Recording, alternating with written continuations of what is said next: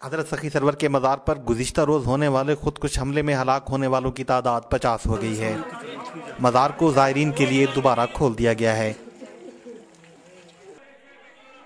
उधर मकामी पुलिस ने पकड़े जाने वाले खुदकुश हमला आवर की इतला पर आज डेरा गाजी खान शहर के फरीदी बाजार में वाक़े एक होटल के मालिक और 4 मुलाजमीन को पूछगछ के लिए हिरासत में लिया है।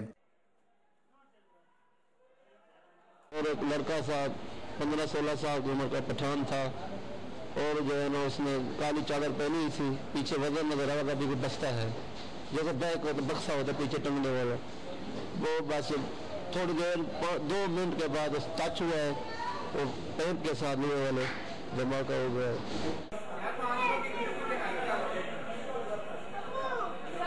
मैं वहाँ से जब आके खोली तो हम वो आदमी गिरे नजर आए, हम उठी के भाग गए अपने आदमियों के पास। हमने कुछ नहीं सुनाई नहीं दे रहा, हम देख रहे थे भी अपने आदमी के ऊपर आया है। हमें किसी को कोई पता नहीं, किसी ने मारा तो मारा, किसी ने हमने अपने आप को उड़ाया है, ये हमें कोई यकीन नहीं है। पुलिस जो है अपना काम कर रही थी, तलाशी ले रही थी दरबार के सामने।